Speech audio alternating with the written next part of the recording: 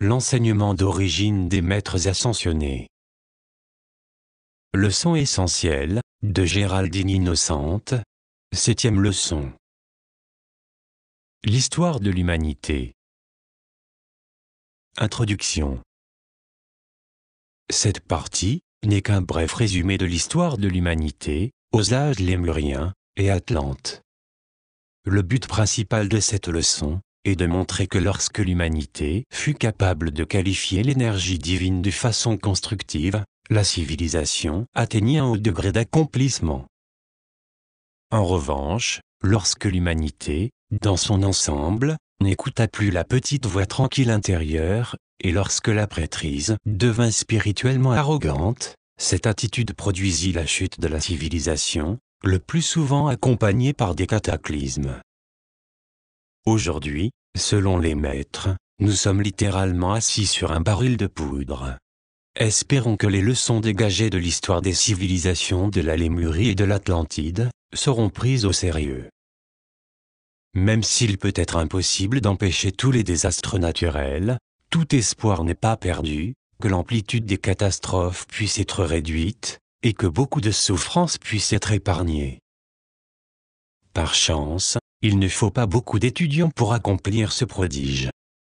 La qualité de la conscience, le désir humble et sincère de servir, et l'engagement envers la cause de la grande fraternité des maîtres, sont les facteurs les plus importants. Les 2 premiers âges d'or. L'avènement de l'homme sur la Terre. Il y a plusieurs millions d'années, 4,5 d'après ce livre, un 21 mars, au solstice du printemps, Hélios et Vesta décidèrent d'amener, pour qu'elle s'incarne sur Terre, la première sous-race de la première race souche. Furent présents à cet événement, en plus des membres de cette race, et d'Hélios et Vesta, des membres du royaume angélique, dont l'archange Michel, les directeurs des éléments, terre, eau, et air, soit Virgo, Neptune et Bélier, le Mahachohan, le Manu de la première race, et les esprits gardiens. Parmi les esprits gardiens, il y avait Sanat Kumara, un être ascensionné de Vénus, et Zoroastre, un être du soleil central, représentant l'élément feu. Un rayon de lumière gigantesque fut projeté du soleil, et la descente majestueuse vers la terre commença. L'archange Michel fut le premier à toucher terre. Il fit le vœu d'apporter aide et assistance à toute l'humanité, jusqu'à ce que le dernier courant de vie eût fait son ascension. Puis, le Mahachohan établit la flamme du réconfort. La descente eut lieu, dans le voisinage des montagnes du Téton, dans le Wyoming.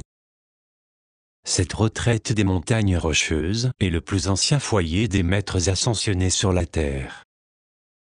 Elle se nomme aussi Temple de la Précipitation. Précipitation veut dire aller vers l'avant. Cela se réfère à l'avènement de l'homme sur Terre.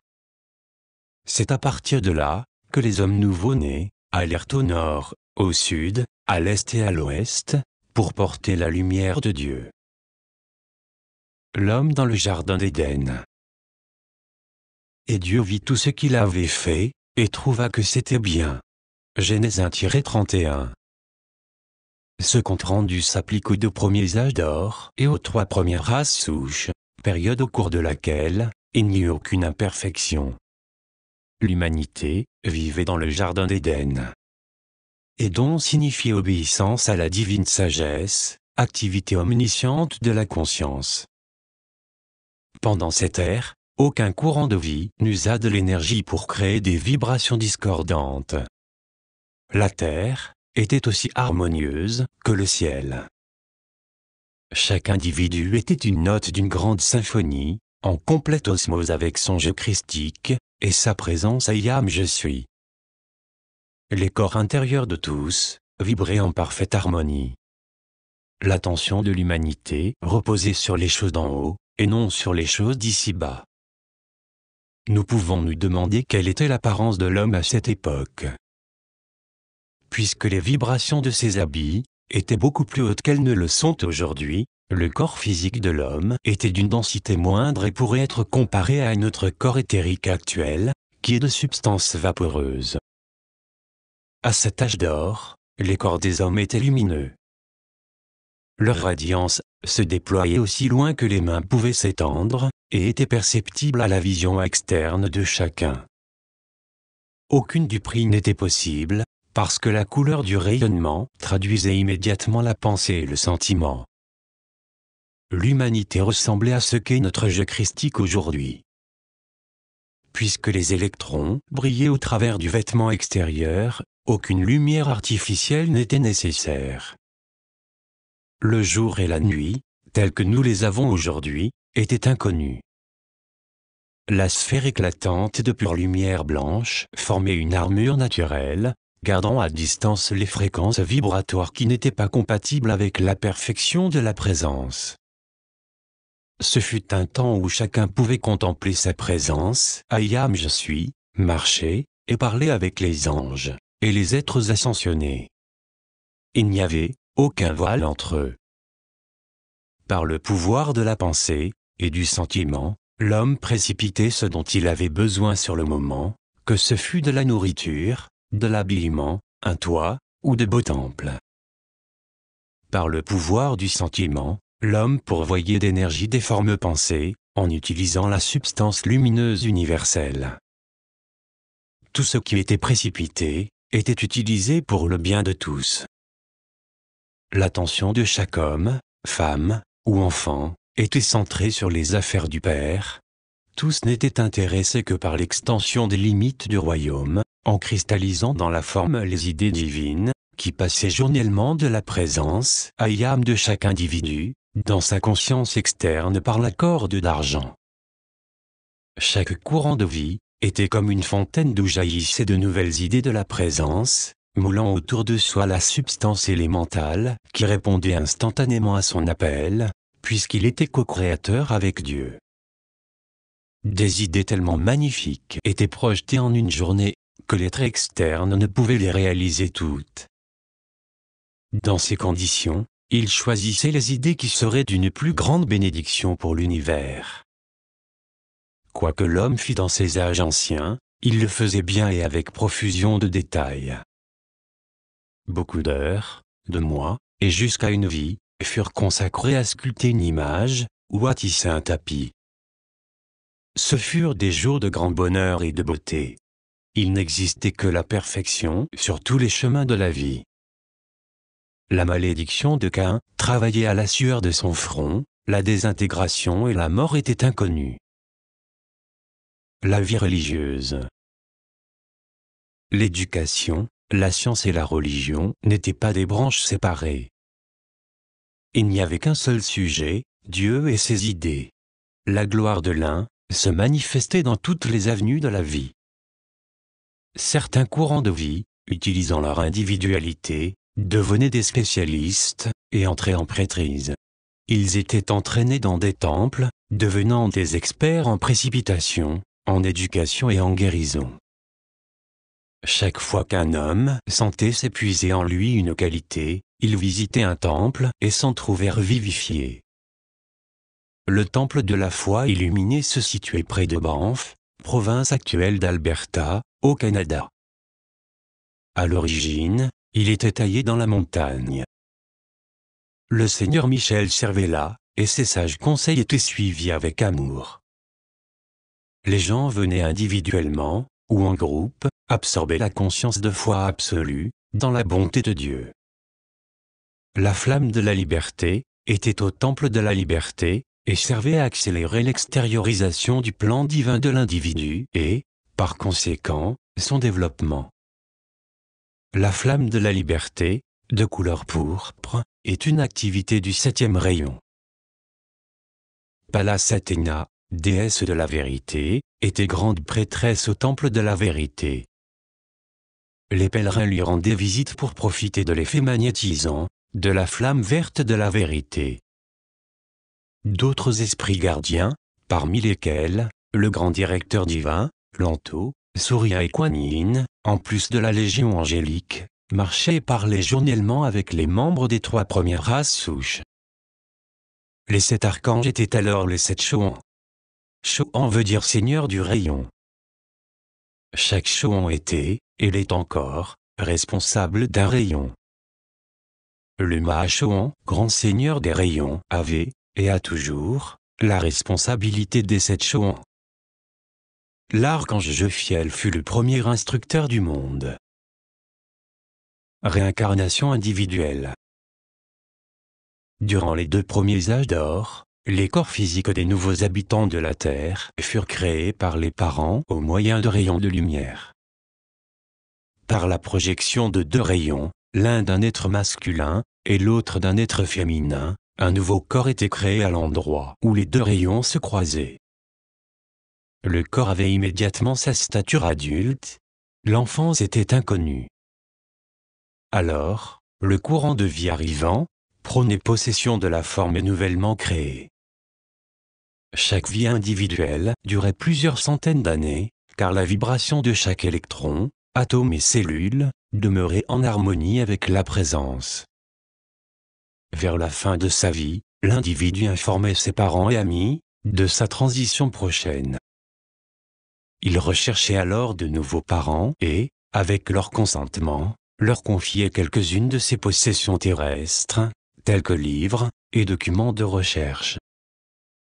À l'instant décidé, l'individu marchait dans la flamme violette de transmutation, qui était ancrée dans un temple et entretenue par les prêtres.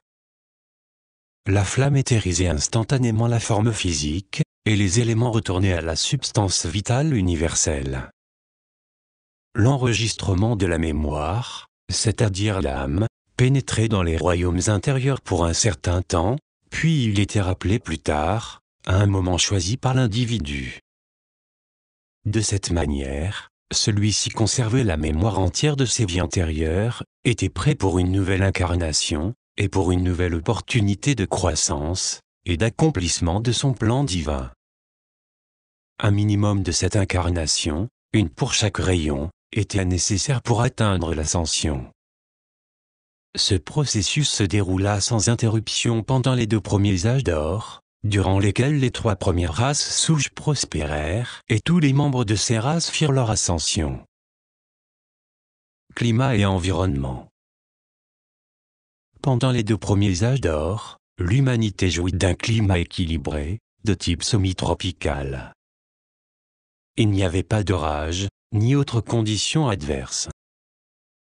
Il y avait aussi une harmonie parfaite dans le rythme et dans le changement des saisons. Les 4 saisons veillaient à la variation des couleurs et des dessins, de même qu'à la différence des types de récoltes. Une végétation luxuriante couvrait le sol. Il n'y avait ni mauvaises herbes, ni microbes, ni insectes, ni vermines, ni maladies. Les volcans n'existaient pas, car l'action volcanique est due à l'antipathie entre les élémentaux et l'humanité, que ceux-ci étaient venus aider avec amour.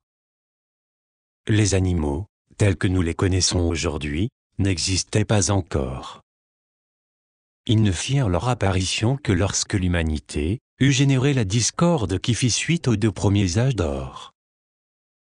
Toutefois, les oiseaux font partie d'une catégorie séparée. Ils furent créés par des êtres ascensionnés pour être des messagers envers l'humanité. Quelques-uns revêtirent plus tard certaines qualités de l'homme, ce qui explique leurs activités destructives. Dans les 2 premiers âges d'or, les terres étaient toutes reliées les unes aux autres, autour du globe. Il y avait également des océans, mais pas de colonnes glaciaires.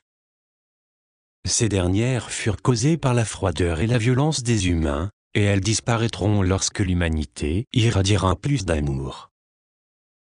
Le nom d'un des continents existants à cette époque est Lémurie, également appelé Mu. La surface de la Terre était blanche, comme l'albâtre ou le quartz blanc, et irradiait des couleurs du prisme. Il y avait des rivières, des chutes d'eau, des lacs, des océans, des arbres, de la végétation et des montagnes. La chute de l'homme. Les attardés. C'est au cours de l'arrivée de la 4e race souche qu'un concile cosmique eut lieu, dont la décision changea de façon dramatique le cours de toutes les évolutions terrestres, esprits gardiens, anges et élémentaux. Ce concile, auquel prit part la hiérarchie spirituelle de la Terre, fut convoqué pour décider du sort de milliards de courants de vie. Ces courants de vie étaient d'un niveau spirituel insuffisant pour continuer à jouir de l'hospitalité de leur propre planète. Ces individus refusaient le plan divin. Ils étaient satisfaits d'eux-mêmes, dans leurs pensées et sentiments, et ils étaient en retard, dans leur processus naturel d'évolution. De ce fait, ils n'étaient pas à même de suivre leur planète dans sa progression. Les maîtres leur donnèrent le nom d'attardés, ou retardataires. Ce fut à ce moment que la hiérarchie de la Terre, dans un acte de miséricorde, offrit l'hospitalité de notre planète, pour aider les attardés à compléter leur évolution. Les conditions sur le globe étaient encore parfaites et harmonieuses, mais en comparaison avec d'autres planètes, sa fréquence vibratoire était quelque peu inférieure. On espérait que les retardataires seraient guidés par la pureté et par la perfection des pensées et sentiments des indigènes, et que, prenant exemple sur eux, ils transmuteraient lentement leur karma. Les grands prêtres et esprits gardiens furent informés de la venue des attardés. Le reste de l'humanité n'en eut pas connaissance. Pendant des centaines d'années, les grands prêtres essayèrent d'établir par le décret un bouclier autour des courants de vie de la Terre, afin d'empêcher leur contamination par les attardés. À quoi ressemblaient les retardataires après leur arrivée sur Terre? Liés par les mêmes lois que les indigènes, ils reçurent un corps similaire et, dès lors, ne furent plus distingués du reste de l'humanité. Les erreurs principales des attardés étaient l'arrogance, la rébellion, la résistance au progrès, l'entêtement, et le ressentiment vis-à-vis du changement. Naturellement, ils apportèrent ces défauts avec eux, et leurs formes pensées impures se répandirent dans l'atmosphère, comme de la fumée. Ce fut le commencement du brouillard, dont parle la Bible. Peu à peu, le peuple de la terre succomba à la tentation subtile de la curiosité. Il s'aligna sur les formes pensées impures des retardataires, et commença à jouer avec elles. Cette expérience d'abus de libre arbitre provoqua ce qui est connu sous le nom de chute de l'homme. L'humanité commença à écouter la mauvaise clique. Se rendant indépendante des directives divines, l'humanité choisit délibérément de faire l'expérience de l'impureté.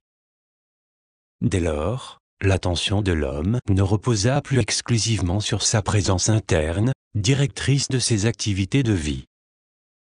L'homme devint conscient de ses sens, au lieu d'être conscient de Dieu, et ainsi, selon la loi cosmique, manifesta ce sur quoi était branchée son attention et ce à quoi il pensait le plus. Délibérément et consciemment, il tourna le dos à la perfection, et à l'empire dont Dieu l'avait doté dès le début. Lorsque le brouillard fit son apparition, ce fut comme une mince volute de fumée. Plus tard, alors que passaient les âges, il devint plus épais, et occulta graduellement la présence visible de la Légion ascensionnée. La gloire et la perfection des deux premiers âges d'or prirent fin. Plus tard, lorsque fleurit la culture atlante, il y eut à nouveau d'autres âges d'or, au cours desquels le voile fut partiellement levé. Cependant, la perfection des deux premiers âges d'or ne fut jamais plus égalée. Les maîtres ont dit aux étudiants qu'il nous est possible de lever à nouveau le voile et que l'homme, une fois de plus, peut être capable de marcher et parler avec la Légion ascensionnée, et avec les anges. Conséquence de la chute. Les maîtres ont déclaré que la chute de l'homme eut lieu en Australie et en Nouvelle-Zélande. À cette époque, ces pays faisaient partie du gigantesque continent de Lémurie, qui couvrait une grande partie des océans Pacifique et Indien. C'est là que les commérages et la calomnie commencèrent à tisser le voile. Nous savons que, lorsque les conditions sont parfaites, Il faut un cycle de 14 000 ans pour qu'une race souche entière fasse son ascension. Étant donné que les 3 premières races souches firent leur ascension à l'heure convenue, et que c'est au cours de l'évolution de la 4e race souche que la disharmonie apparut pour la première fois, nous pouvons en déduire que la chute de l'homme se produisit environ 50 000 ans après que le premier humain eut mis pied sur Terre. Effet sur la surface de la Terre. Avant la chute, le pigment de la surface de la Terre était de couleur albâtre. Après la chute, il commença à changer. Les gris et les bruns apparurent. Il fallut encore longtemps pour que le noir et le rouge fissent leur apparition. Nous parlons ici de rouge vif, il y a de cela à peu près 80 000 ans.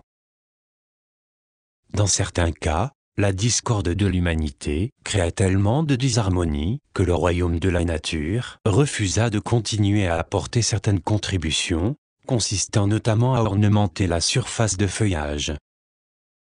Les premières terres stériles et les déserts apparurent. L'énergie mal qualifiée par l'homme fit naître des ceintures de gaz et des chambres souterraines de pression qui, sous certaines conditions, produisent des tremblements de terre et des éruptions volcaniques. L'âge lémurien, 4 500 000 à 200 000 avant Jésus-Christ. Dimension et situation de la Lémurie. Dès l'origine, il y eut plusieurs continents sur la surface de la Terre. Lorsque nous parlons d'âge lémurien, cela ne veut donc pas dire qu'un continent lémurien existait par lui-même. La raison pour laquelle nous établissons un rapport d'un âge particulier avec un continent spécifique est que, durant cette période particulière, ses habitants furent leaders en termes de connaissances, d'application de la loi cosmique et d'accomplissement scientifique, d'où les noms d'âge lémurien et d'âge atlante. Les terres du gigantesque continent de Lémurie comprenaient des surfaces qui se trouvent maintenant sous l'océan Pacifique, en plus des îles d'Hawaï, de Pâques, des îles Fidji, de la Nouvelle-Zélande et de l'Australie. Une dictée mentionne des terres de l'océan Indien et Madagascar. La côte est de la Lémurie s'étendait jusque vers la région de San Diego, en Californie. L'engloutissement de la Lémurie. L'Élohim Orion, déclarant en 1954 que les temples, les villes et des civilisations entières étaient en plein dépérissement, et que des continents s'étaient affaissés, parce que la paix et l'harmonie avaient cessé de prévaloir. Le maître ascensionné Marie dit que l'arrogance spirituelle avait détruit les temples de la Lémurie et de l'Atlantide. Elle exhorta les étudiants « Restez humbles en dépit de vos connaissances ». Dans une autre dictée, il a été dit « Les cataclysmes ne proviennent que de l'influence destructive de l'homme, et lorsque celle-ci disparaîtra, ils n'auront plus de raison d'exister. » Juste avant le cataclysme, des gardiens des temples transférèrent des documents, les diverses flammes des temples, et d'autres objets de valeur, vers certains endroits qui résisteraient aux forces de destruction. Ces endroits furent l'Inde, la Chine, le Tibet, les montagnes rocheuses, et l'Atlantide. Djuvalkul, qui devint plus tard l'un des 3 rois mages des temps de la Bible, participa au sauvetage, en transportant certains biens en Asie centrale. Le seigneur Linto, grand prêtre de l'un des temples, qui pratiquait la précipitation avec succès, transporta la flamme du temple, dans la retraite du Téton royal, où elle demeure. De cette manière, la mémoire et l'héritage de la Lémurie furent sauvegardés par quelques fidèles. L'âge atlante, approximativement 500 000 à 10 000 avant Jésus-Christ. Dimension et situation de l'Atlantide. Nous pouvons être heureux que les maîtres nous aient laissé quelques informations concrètes sur l'essor et la chute de plusieurs civilisations de l'âge atlante. Nous n'avons plus besoin de nous référer à la mythologie, aux légendes, témoignages psychiques, allégories et autres détails, voilés ou faussement interprétés, présentés par les maîtres qui étaient sévèrement limités par la loi occulte appliquée à la Terre. Les maîtres disent que le genre d'information donné après 1930 a été interdit durant les 12 000 ans précédents. Le continent Atlante comprenait à l'origine une masse terrestre solide, s'étendant d'une portion de l'Amérique du Nord et du Sud, vers l'Europe et l'Afrique du Nord. Selon une dictée, l'Europe faisait alors partie de l'Atlantide, comme Madère, les Açores et Cuba. Certains indices donnent à penser qu'une partie des États-Unis en faisait aussi partie, car les maîtres ont désigné des temples, situés sur la côte est sous l'appellation de Temple Atlante. Il y avait également d'autres continents. Une première civilisation atlante a été située par les maîtres à 500 000 ans avant Jésus-Christ. Le dernier fragment d'Atlantide, Poséidon, s'affaissa sous les eaux vers 10 000 ans avant Jésus-Christ. Civilisation de l'âge Atlante. La culture atlante atteignit l'un de ses sommets, il y a 500 000 ans. Les peuples de cet âge étaient parvenus à une grande illumination, à la compréhension et à l'unité avec la présence divine. Ils connaissaient le pouvoir de la radiation et l'importance de l'action vibratoire traversant le corps des individus. En ce temps-là, Long Island, l'île actuelle près de New York, était considérée comme un lieu saint, entièrement réservé à la prêtrise. Hormis le corps sacerdotal, personne n'y avait accès. Par la pureté et l'activité constructive des prêtres, Long Island devint le centre le plus hautement magnétisé de courants spirituels sur la Terre. Il n'était pas recommandé d'y pénétrer, car c'eût été comme toucher une ligne à haute tension. Après l'affaissement de la Lémurie, voici 200 000 ans, sa prêtrise s'incarna rapidement en Atlantide. Dotés de la conscience consécutive, la mémoire des incarnations précédentes, les prêtres attirèrent les courants de vie qui les avaient assistés surmus durant les âges d'or précédents. Bientôt fleurit la culture atlante. À plusieurs égards, la technologie des différentes civilisations atlantes fut supérieure à celle d'aujourd'hui. L'énergie nécessaire à l'éclairage, au chauffage et à la propulsion était générée et transmise en quantité illimitée, par des instruments ressemblant à des blocs d'alimentation. Lorsqu'ils étaient destinés à la propulsion, on les fixait au véhicule utilisé. 7 types différents étaient disponibles. Les blocs avaient un volume de 2 pieds, sur 2, sur 3, environ 0,6 mètres sur 0,6 mètres sur 0,9 mètres. Ils étaient capables de rassembler des courants d'énergie existants dans l'atmosphère. Ces courants électriques étaient d'un type plus fin que ceux que nous utilisons aujourd'hui. Ils pouvaient être contrôlés aussi bien par la force de la pensée que par des moyens mécaniques. Par ces aéronefs, l'Atlantide était en contact avec toutes les parties du globe. Un accélérateur atomique, appareil accélérant l'action vibratoire des 4 corps inférieurs, était utilisé comme agent guérisseur et purificateur. Saint-Germain rapporte un autre accomplissement dans le domaine technologique. Certains métaux étaient combinés avec du verre, dans un processus de fusion, dont le produit était impérissable et aussi fort que l'acier. Une technologie supérieure associée à une bonne compréhension de la loi cosmique permit aux Atlantes de maintenir une position de leadership qui dura des milliers d'années, jusqu'à l'époque de la disparition de sa dernière parcelle, l'île de Poséidon. Dans ces périodes d'apogée, l'Atlantide fut considérée comme un empire mondial. La civilisation du Sahara, 68 000 ans avant Jésus-Christ. La civilisation du Sahara s'étendait de l'ouest du Sahara actuel et traversait l'Afrique vers l'est pour continuer en direction de l'Asie jusqu'aux montagnes de l'Himalaya.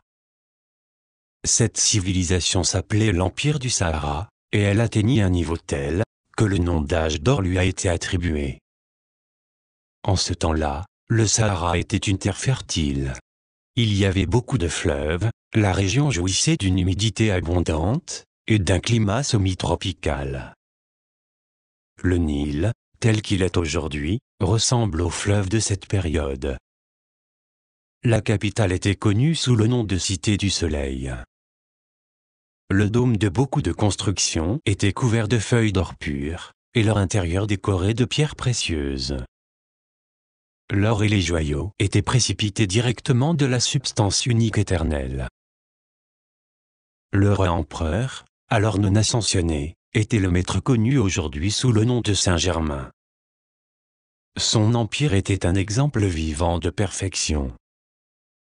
Depuis, il n'y a jamais rien eu sur terre qui approche de tels sommets.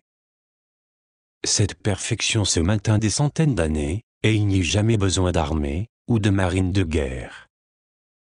Saint-Germain était assisté par un conseil de 14 maîtres ascensionnés.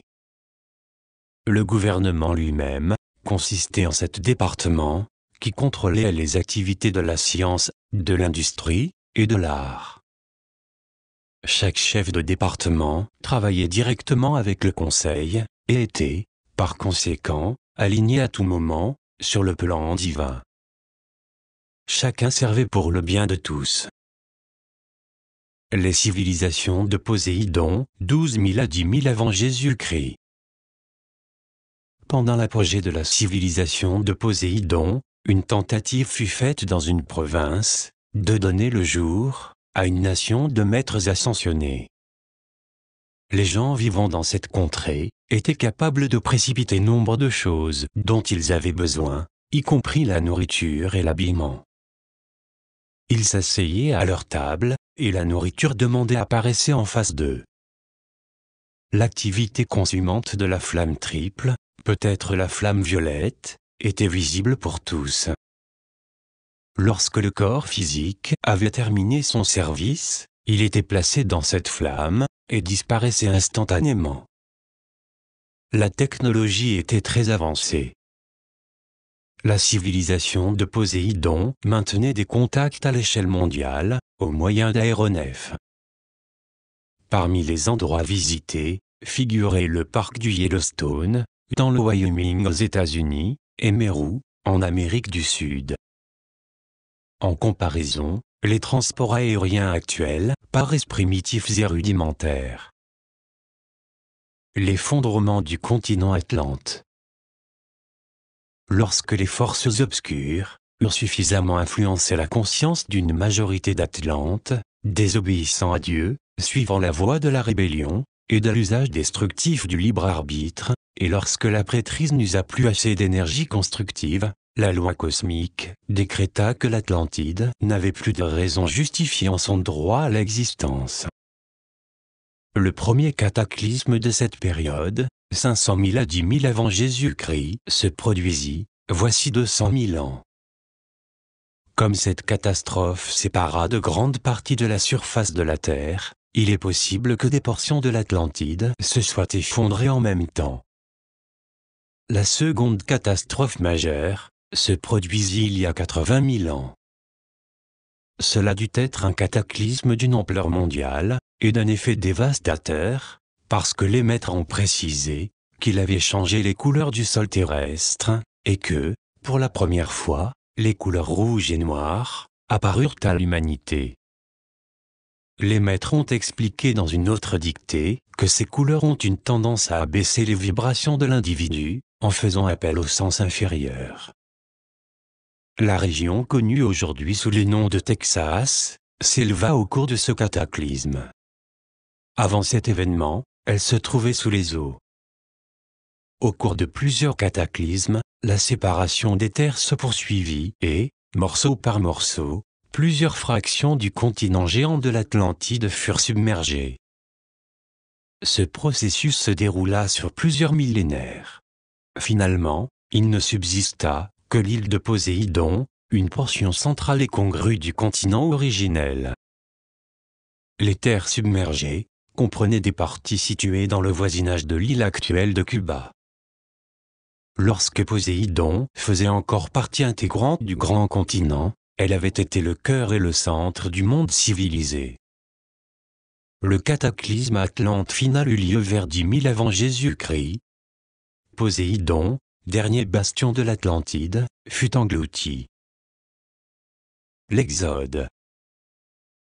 Ceux parmi les prêtres et les chélats qui étaient restés fidèles à la lumière furent informés de la date à laquelle Poséidon allait être submergé.